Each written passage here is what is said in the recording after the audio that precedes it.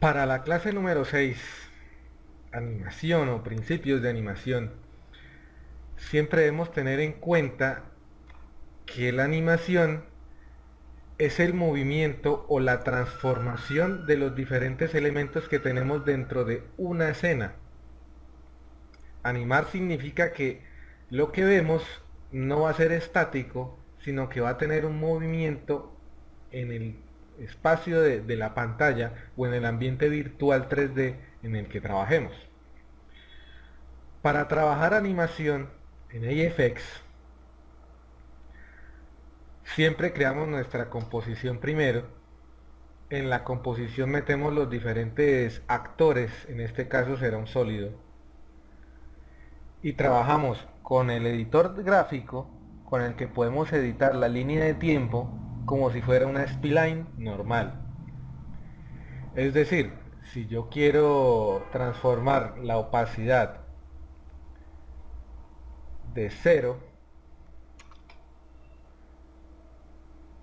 y en el último frame a 100,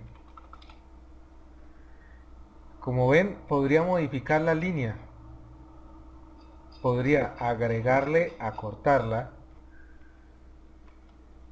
o simplemente, en este caso, estamos viendo cómo estoy arreglando la línea con control en el teclado despachado, en command en Mac, y agregándole un punto más. Eso hace que la opacidad no sea constante y estoy editando la línea de tiempo de una forma más sencilla que al hacerlo sin el editor gráfico. Aquí solamente tengo los diferentes keyframes que hemos ajustado. También podríamos usar otra herramienta que es el auto keyframing, que con esta lo que hace es crearnos automáticamente keyframes.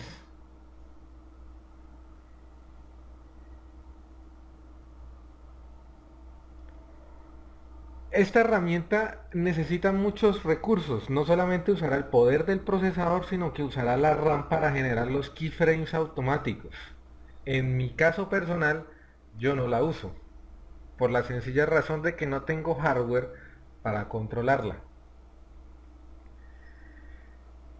Dentro de la animación, siempre debemos tener en cuenta de que los layers de AFX se comportan de una manera diferente a los layers de Photoshop.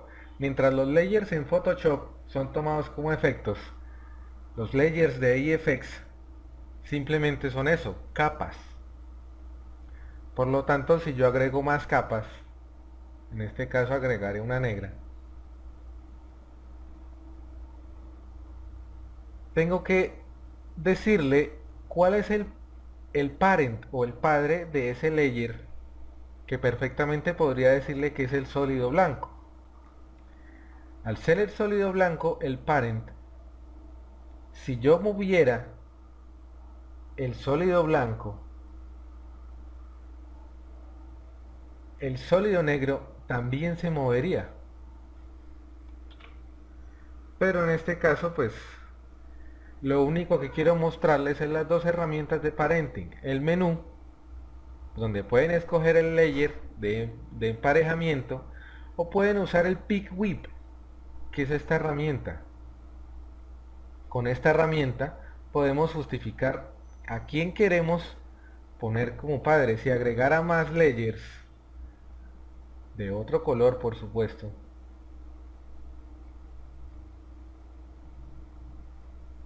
podría utilizar el Pick Whip para ajustarlo de otra forma.